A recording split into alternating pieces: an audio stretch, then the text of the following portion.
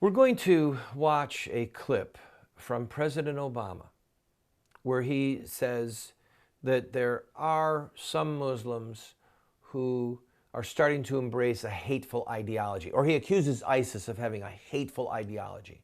And then later on, he admits that there are a few Muslims that are becoming radicalized. And I want to read to you some quotes from Muhammad. Now, you tell me if this is hateful ideology. But before I do this, I want you to hear me. I was in a store last night, and I was talking to the fellow there about, behind the counter, about the series that we're about to do on Muhammad, 9-part series, and you're going to be blown away. And I hope that you'll help us. Pray for us, please. And if you can help us financially, please do. Go to our website and give. But some of the research I'm about to read to you, he is going to be in the series. So I said to him, Islam is inherently violent. I said, did you know that Muhammad killed with his own hand? He said, no, I really don't know much about Islam. I said, did you know that he had his own sex slaves? He was like, no. I said, yeah. And I told him a couple other things. And he said, where can I read about that? And I said, well, there's a book. The best book that you could buy is by Ibn Ishaq. And put that up there for me, would you?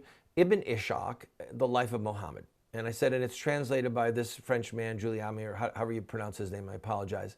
And he said, well, can I get it online? And he went into his Kindle, wasn't there. And I said, it's going to cost you 40 or 50 bucks. And he went, oh. And he stopped. And then I realized he's not going to buy the book. Most people won't buy the book. They don't want to spend 40 or 50 bucks. And then to make matters worse, it's tough sledding. Until you learn how to read it, there are so many foreign names in it. It bogs down at points. So until someone has the discipline, first they have to have the discipline to buy it, and then they have to have the discipline to read it.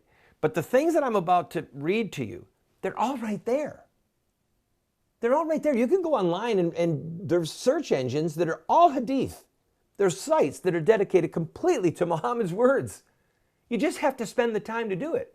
So when we have people in the White House or Ryan saying that Islam wants to defend individual rights, I'm thinking he's deceived. He's out of his mind. He's never read a single word by Muhammad, the false prophet Muhammad. Never read a word.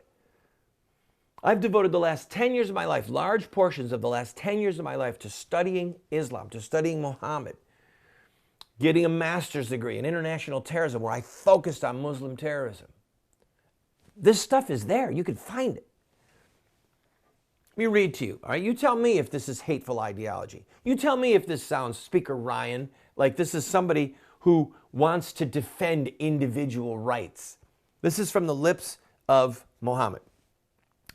The person who participates in holy battles, that's jihad, in Allah's cause, and nothing compels him to do so except belief in Allah and his apostles, will be recompensed by Allah, either with a reward or booty if he survives. Now that means, back to me for a second, booty if he survives. That means that part of Islamic law is that when these Muslim terrorists go out and they fight and they kill non-Muslims, they get to distribute the booty among them, the spoils of war. And if a Muslim kills a man, he gets to take everything that man had on him.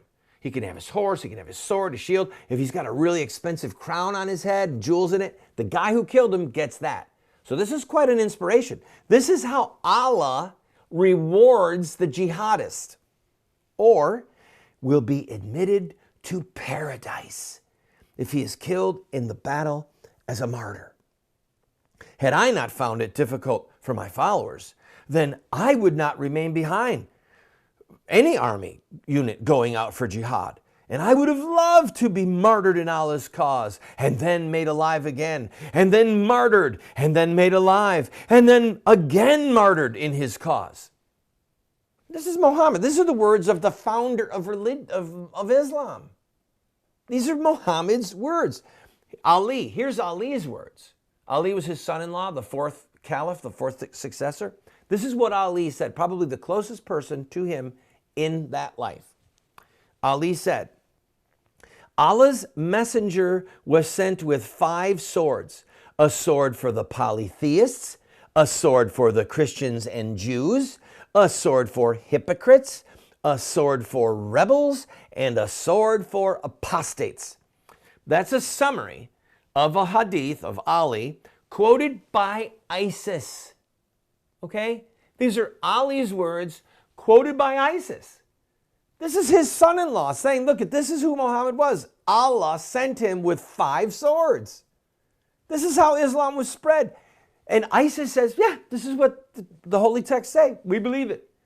So when you hear somebody say that Islam supports individual human rights, it would be funny if it wasn't so damnably untrue. All right? A sword for 5 swords. A sword for polytheists. That means Hindus. And some theologians think it means Christians because Muhammad said that Christians who believe in the Holy Trinity are polytheists. They believe in many gods. A sword for Christians and Jews. That's us. A sword for hypocrites. That's for Muslims who don't do everything Muhammad tells them to do. That's why they kill each other. A sword for rebels. Those are those who refuse to obey the rules of the caliph.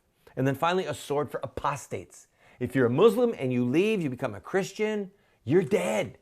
Does that sound like a religion of tolerance and peace to you? Does that sound like I would be safe under that and then my individual rights would be guaranteed?